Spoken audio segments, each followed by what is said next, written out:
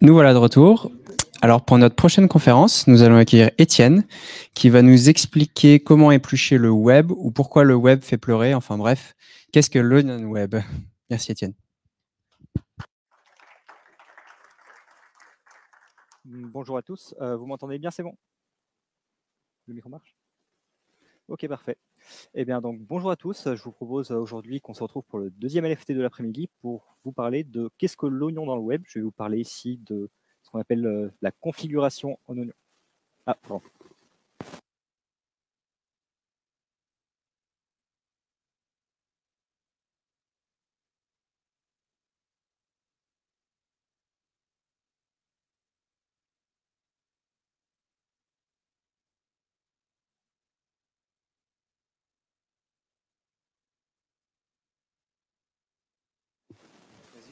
Un, deux, deux. Je sais pas. C'est bon? C'est bon maintenant?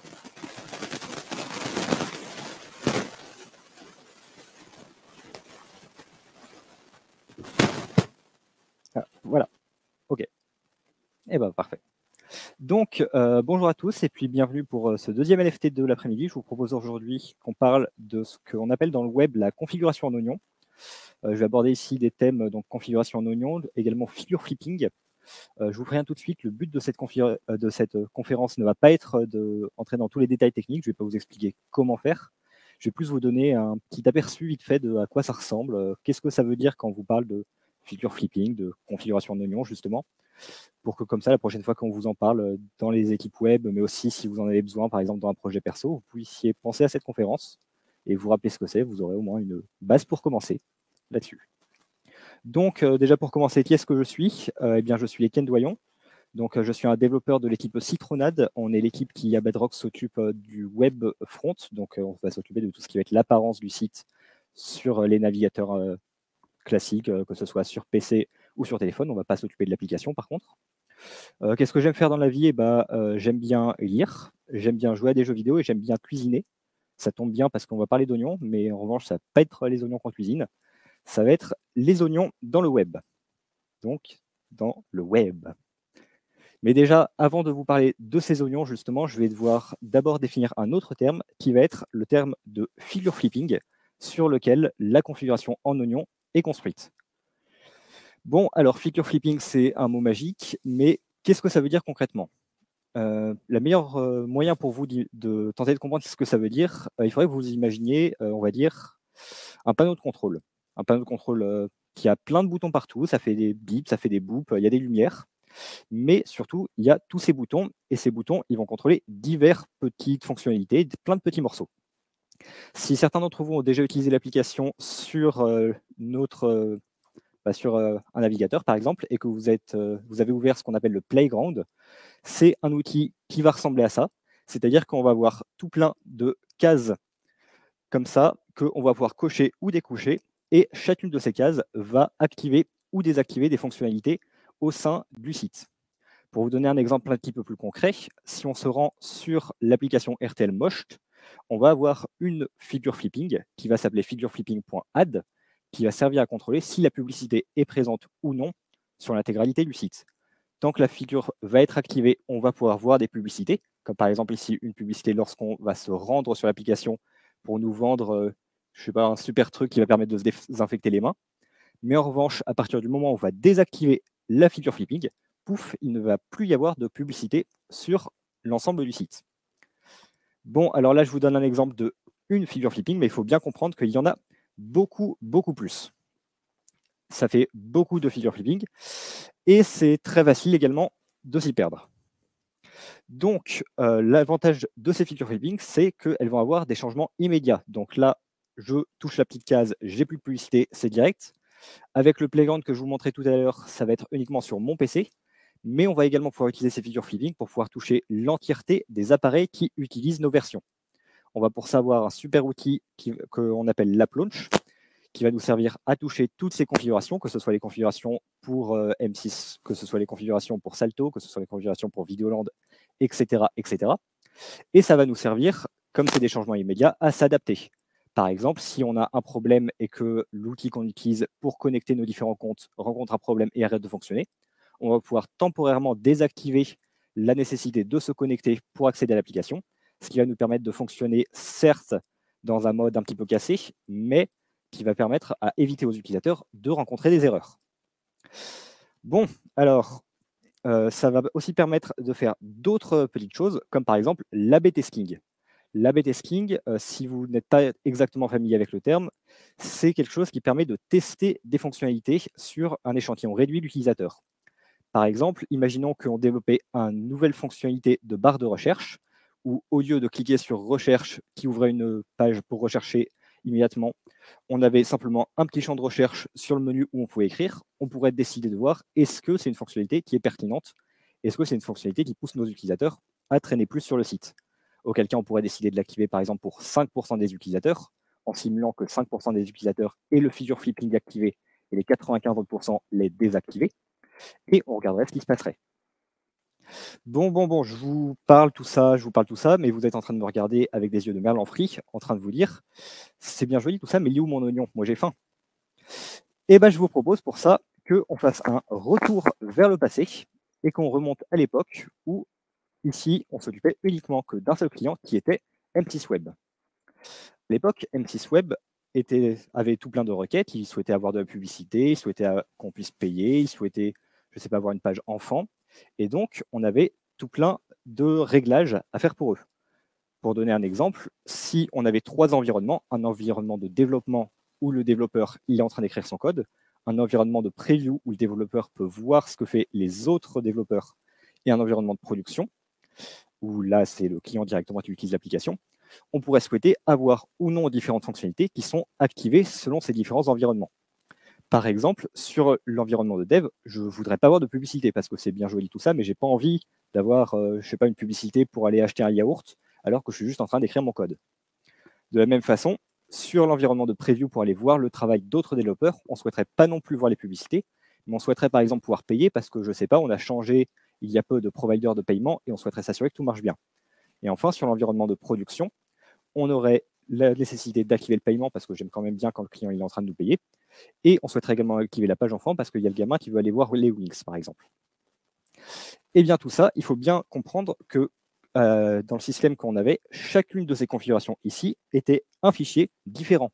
On avait un fichier qui, à chaque fois, était toute une liste de boutons, toute une liste de on, off, activé, désactivé, qui servait à dire, sur cet environnement, j'ai la publicité activée, j'ai la page enfant activée, sur celui-là, j'ai la publicité désactivée, j'ai la page enfant activée, etc., etc., etc. C'est très vite un système qui est lourd, mais au moins, ça fonctionnait. En revanche, comme vous le savez, on n'a aujourd'hui on ne s'occupe pas que de Sysplay. En effet, on a eu un petit problème qui est arrivé, ou enfin plutôt une bonne opportunité business, c'est qu'on a eu d'autres clients qui sont arrivés. Au début, on s'occupait uniquement de M6 Web. Donc, on avait notre configuration pour les environnements de développement, notre configuration pour les environnements de preview et notre configuration pour les environnements de production. En revanche, lorsqu'on a un deuxième client qui s'ajoute, ça veut également dire qu'on va devoir ajouter 3 autres fichiers, ce qui fait autant de valeurs à modifier. Et lorsqu'on en ajoute encore, ça fait toujours plus de fichiers, ce qui veut dire toujours plus de boutons, ce qui veut dire que très vite, en tant que pauvre développeur, on est complètement perdu. Donc, les équipes qui s'occupaient de ça à l'époque, je n'en faisais pas partie, se sont demandé comment est-ce qu'on fait. On a 2 possibilités en soi pour résoudre ce problème. La première possibilité, ça serait de tenter de maintenir tous ces fichiers à la main. Mais je pense que vous imaginez déjà quelle horreur ça serait. Il suffirait qu'on ait une nouvelle fonctionnalité qu'on doit activer. On devrait modifier 3 fichiers multipliés par le nombre de clients. À chaque fois, ça serait une galère pour tenter de retrouver qu'est-ce qui est activé, qu'est-ce qui n'est pas activé, pour qui, comment, quoi. Ça sera presque aussi dur que de tenter de battre un boss de Dark Souls.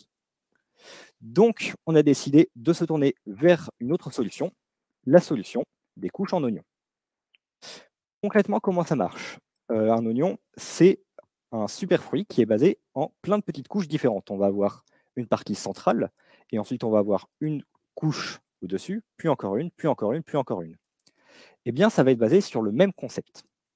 Selon un sondage Ipsos réalisé au doigt mouillé par un mystérieux Acaron, on a déterminé que parmi nos différentes fonctionnalités, on avait 65% des fonctionnalités qui avaient toujours la même valeur. par exemple, 65% des clients, par exemple, tous les clients souhaitaient qu'on puisse se connecter sur le site. On avait également 15% de nos réglages qui étaient spécifiques à chaque client.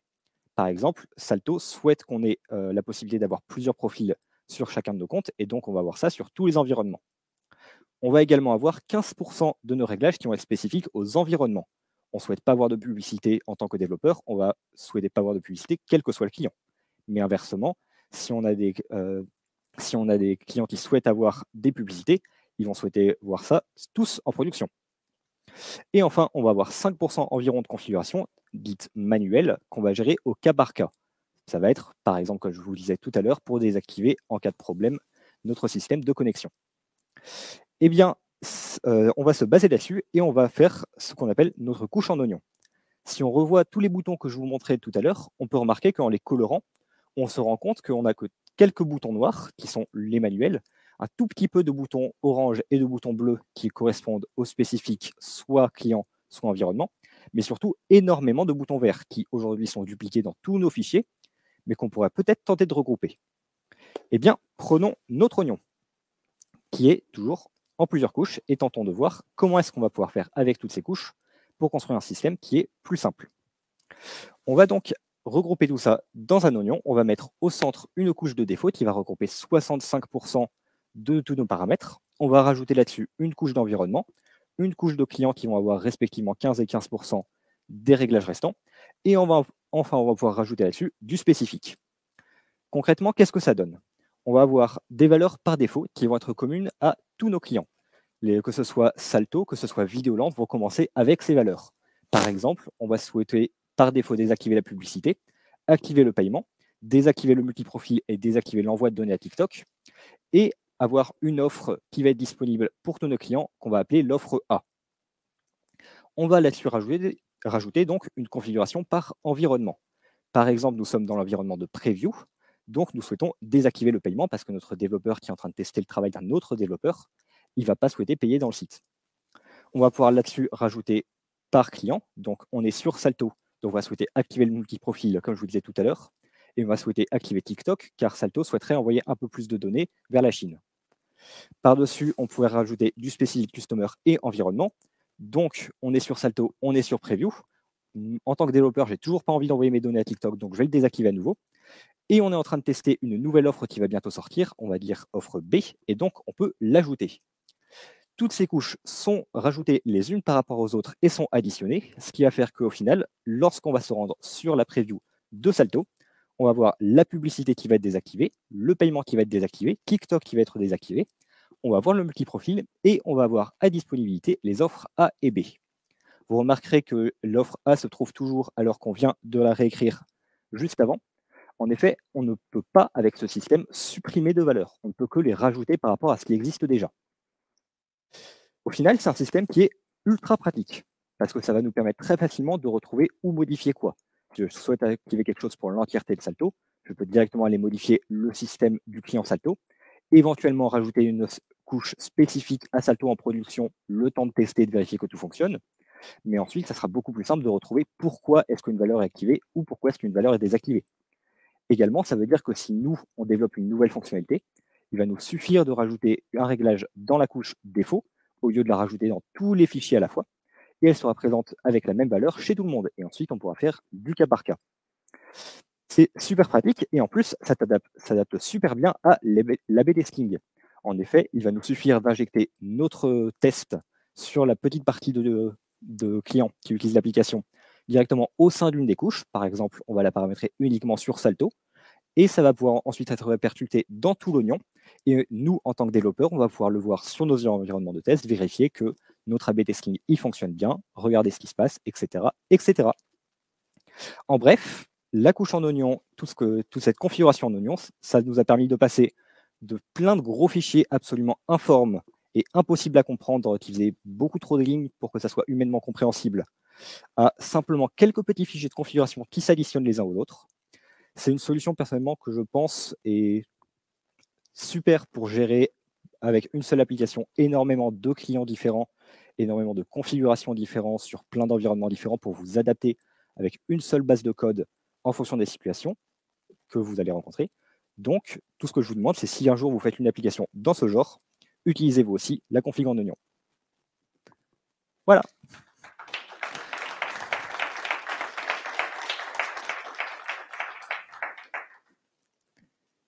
Est-ce que vous avez des questions?